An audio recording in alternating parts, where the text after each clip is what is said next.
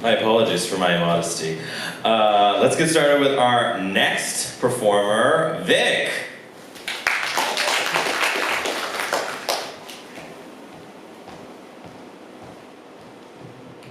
All right.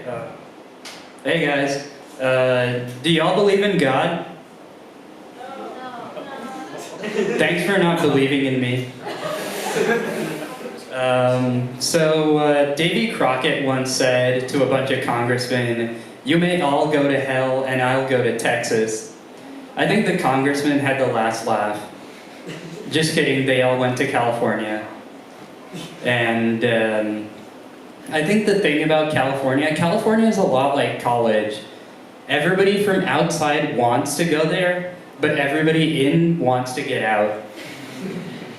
So I also happen to be from California, from this prestigious state. More specifically, I am from the Bay Area of California, Silicon Valley.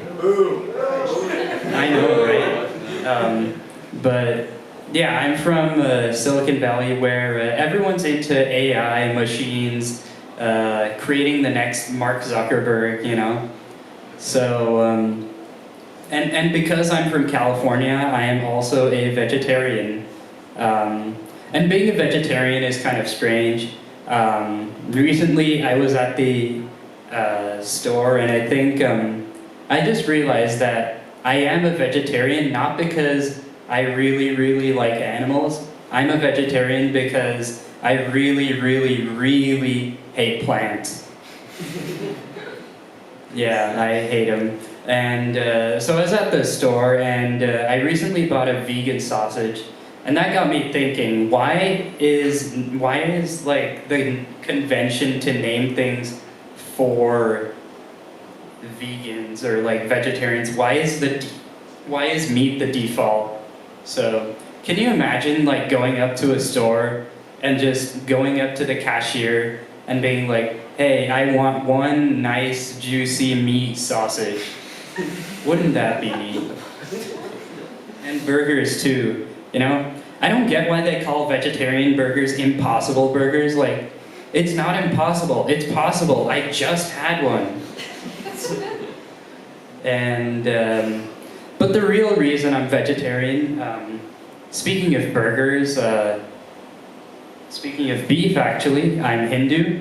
That is the real reason I'm vegetarian. And more specifically, I am a Hindu Brahmin. And Brahmins are supposedly the highest caste in the Hindu caste hierarchy. But it's really weird because they also have a lot of restrictions. Like, you can't eat meat, obviously. You can't clean toilets. You can't sweep floors. I like to think the first Brahmin was just someone who didn't want to do chores and then just made up these rules as he went along, just like, oh, okay, I have to clean the floor, better make a rule for that, and then screw over the rest of the Hindus. And this caste system, it's an ascending order of status, but descending order of assholery. Speaking of assholes, I have a friend who's a CS major at UW. We were talking recently, we hung out over the summer, and one common theme was there at our hangouts: drugs. Have you guys done drugs? I know you have. So, yeah, so he was just, you know, casually on acid. And while he was tripping, he came to my other friend crying and was like, "Oh my God, I look so ugly in the mirror. Oh my God, am I really that ugly?" And then my friend's trying to comfort him is just like, "No, you're not ugly, you're not ugly." I find out later that was not a mirror, that was a picture of me.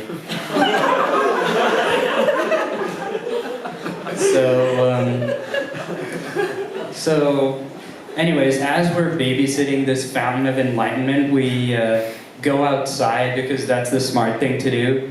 And while we're taking a walk, my friend says to my friend who's on acid, and he says, "Be careful, don't trip." friend who's on acid says, asshole, why couldn't you have told me that earlier?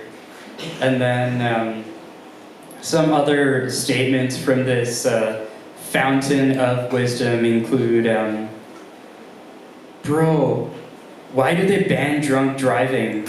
If you're drunk, you can't drive. Dude, I just realized we were just in the past, man. Dude, seals are just dog mermaids. So anyways, that was that. We did the walk, and then eventually he came home to his parents, and he told us later what happened after we dropped him off, and he said, as soon as he walked in, his dad said, son, you're smiling, you're happy. Something's up. Sit down. And so he sits down and he says to his father, Dad, I have something to confess to you. And his dad says, well, son, your mother and I have known this all along, and we want you to know that we'll support you no matter what. And then my friend, who still, by the way, is on acid, says, I'm sorry, Dad, I just have to come clean. I'm high right now. Dad breathes a sigh of relief.